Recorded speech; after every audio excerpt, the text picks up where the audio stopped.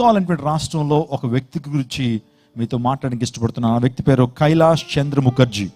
మీరు చూస్తున్నారు, ఇతని పేరు కైలాష్ చంద్ర ముఖర్జీ. ఇతను ఒక బహు సనాతనమైనటువంటి హైందూ కుటుంబంలో పుట్టినటువంటి వాడు. చిన్నప్పటి నుంచి కూడా ఎన్నో పూజా కార్యక్రమాలు వీరి తల్లిదండ్రులు చేస్తుండేటువంటి వారు. ఈ వ్యక్తి కూడా చేస్తుండేటువంటి వాడు. ఈ వ్యక్తి స్కూల్కి వెళ్ళాడండి. స్కూల్ ఒక మిషనరీ స్కూల్, ఒక క్రైస్తవ పాఠశాల.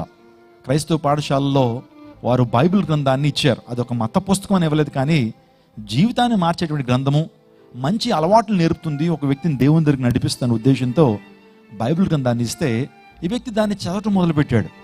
మొదలు పెడతా ఉన్నప్పుడు యేసుక్రీస్తు ప్రభు యొక్క జననం గురించి చదివాడు, యేసుక్రీస్తు ప్రభు యొక్క బోధలు చదివాడు, యేసుక్రీస్తు ప్రభు యొక్క జీవిత విధానం గురించి చదివాడు, యేసయ్య యొక్క మరణ పునరుత్థానాల గురించి చదివాడు.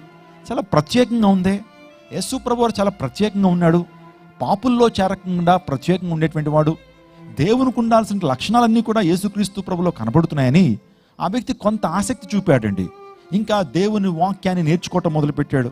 నిజంగా అనేక మత గ్రంథాలకి దేవుని వాక్యానికి ఉన్నటువంటి వ్యత్యాసం ఏంటో అతనికి అర్థమైంది. ఒకనాడు యేసుక్రీస్తు ప్రభువుని తన హృదయంలో చేర్చుకున్నాడండి. యేసయ్యని నమ్ముకోవడం అంటే మతం మార్చుకోవడం కాదు. యేసుక్రీస్తు ప్రభువుని నమ్ముకోవడం అంటే మన యొక్క వేషభాషలు మార్చుకోవడం కాదు, మన హృదయాన్ని మార్చుకోవటం.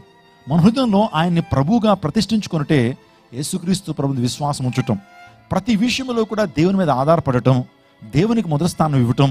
యేసుక్రీస్తు ప్రభు వారు నా కోసం మరణించారు, నా కోసం తిరిగి రాబోతున్నారు, నేను మరణించిన తర్వాత ఆయన రాజ్యానికి వెళ్తాన్న విశ్వాసం ఎవరైతే కలిగి ఉంటారో వారి జీవితంలో వారు రక్షించబడతారు. యేసు నామములో రక్షణ.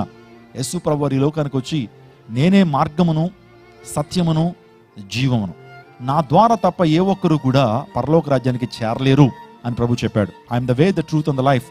No one comes to the father except through me. నా ద్వారా తప్ప ఏ ఒక్కరు కూడా తండ్రి వద్దకు చేరని ప్రభు చెప్పారు. ఈ సువార్త విన్న తర్వాత తను రక్షణ పొందాడండి. యేసుక్రీస్తు ప్రభుని తన హృదయంలో చేర్చుకున్నాడు. తన 18వ ఏట బహిరంగంగా యేసుక్రీస్తు ప్రభు నేను అంగీకరించానని చెప్పారు. ఎప్పుడైతే అలా చెప్పినప్పుడు కుటుంబస్తులు తనను వేధించడం మొదలుపెట్టారు. సొంత తల్లిదండ్రులు అతన్ని అవమానపరచడం మొదలుపెట్టారు. సొంత బంధువులు అతని హేళనగా మాట్లాడుతూ ఉన్నారైనా సరే దేవుని కోసం నిలబడ్డాడు.